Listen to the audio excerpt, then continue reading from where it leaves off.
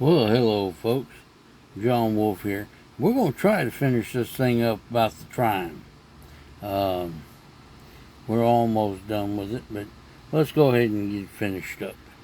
Um, I think we were up to the Type 3 trime, which is 1859 to 1873. Although there is no archival evidence, Brehm theorized that in 1858 Snowden ordered Longacre to make changes to improve the striking quality, as most of the Type 2 pieces were weakly struck. The changes included removal of one of the outlines around the star, with smaller and more evenly spaced lettering. Brehm suggested that the lettering displays the influence of the assistant engraver Anthony C. Parquet, who likely assisted Longacre. These changes only affected the reverse. The reverse was not altered. The economic chaos of the Civil War brought the introduction of legal tender notes, backed only by the credit of the government, and by the mid-1862, gold and silver coins had vanished from circulation in much of the nation, their place taken by such makeshifts as fractional currency and postage stamps.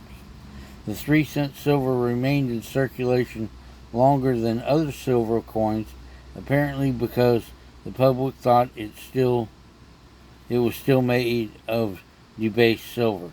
But by autumn 1862, it too was hoarded.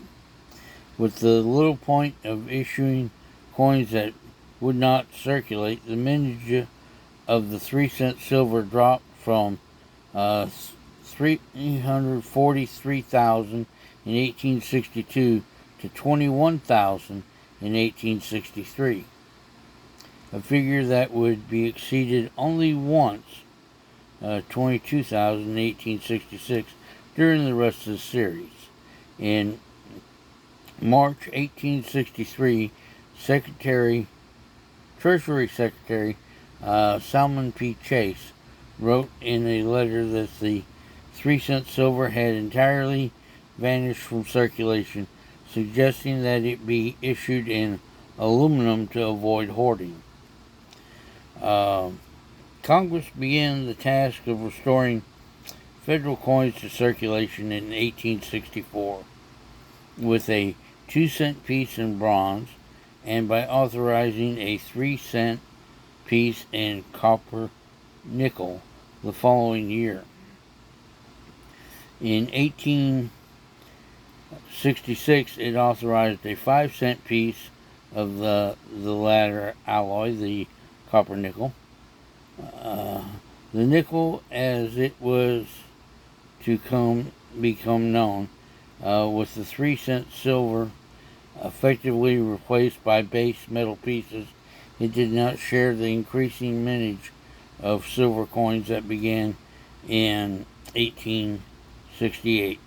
The 3-cent silver was struck at a rate of a few thousand per year through the 1870s. In 1870, Treasury Secretary George Boutwell sent Congress a draft bill to replace the outdated 1837 Mint Act, and bits of legislation passed over years regarding the mint and coinage. Even in the draft bill, no provision was made for the 3-cent silver, though some in Congress wished to retain the coin in anticipation of the resumption of specie payments. After much debate in Congress, President Ulysses S. Grant signed the Coinage Act of 1873 on February 12th of that year. The law abolished the 2-cent piece, 3-cent silver, half dime, and standard silver dollar, later restored in 1878. Carruthers called the abomination of the 3-cent silver and 5-cent pieces as a necessity if the 3-cent and 5-cent nickel pieces were to be continued after the revival of silver coinage. Brim determined that the decision to eliminate the 3-cent piece and half dime, which might have directly competed with the 2 copper nickel coins, a favor of industrialist Joseph Wharton, whose mines produced much of the nickel ore used in coinage. According to numismatist R.W. Julian, the 3-cent silver had played its part well in the U.S. monetary system, but there was no longer any need for it. In the aftermath, large quantities of 3-cent silver, including much of the production from 1863 and later, were held by the Treasury and were melted after the coin was deauthorized. The 3-cent nickel went by the way of its silver counterpart. After years of low mintage and decreasing popularity, it was abolished by the Act of September 26, 1890, along with the gold dollar and the $3 piece. The 3-cent silver was confirmed as fully legal tender by the Coinage Act of 1965, which proclaimed all coins and currency of the United States good in any amount of payment for public and private debt. Of course, by then the coin had long since disappeared from circulation. All right. Just as a background, whatever.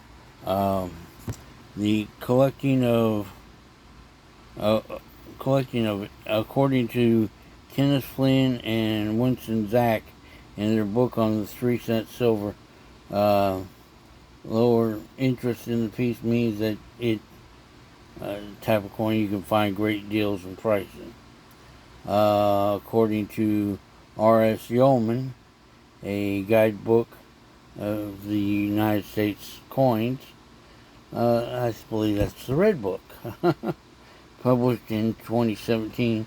The ones that the catalog, the highest of the proof issues before 1858, with the 1854 issue leading the way. Back then it was listed at $12,000. Nope.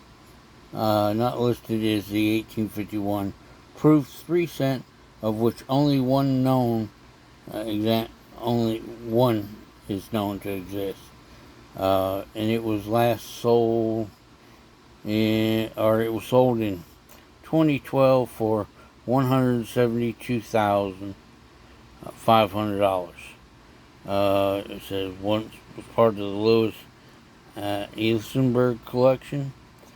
Flynn and Zach theorized that this was the specimen viewed by Hogue in approving Longacre's design, as there is no record of its return to the Philadelphia Mint.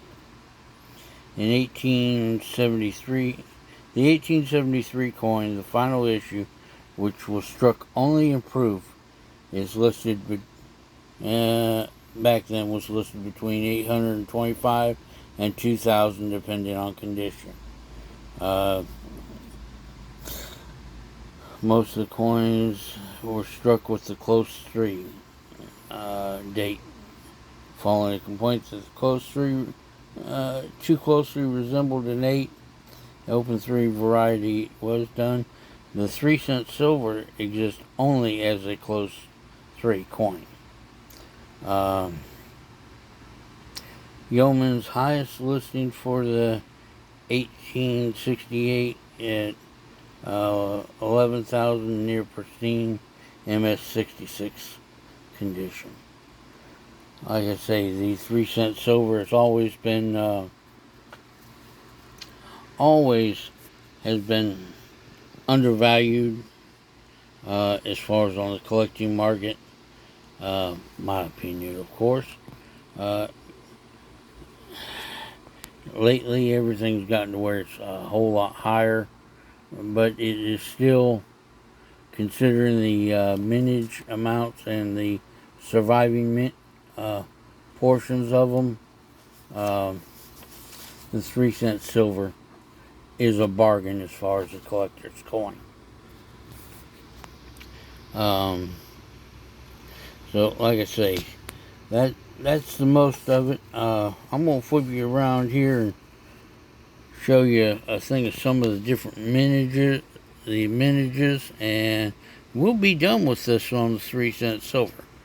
Oh, here's the flip around. Whee!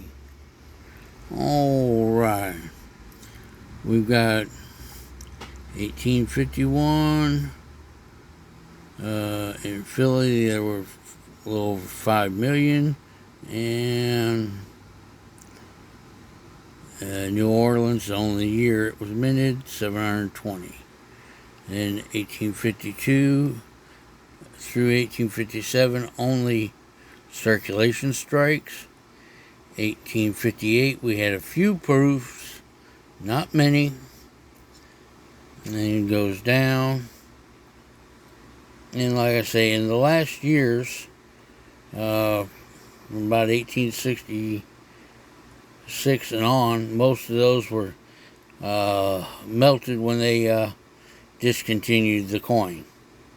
So, but this is what was actually minted in those years.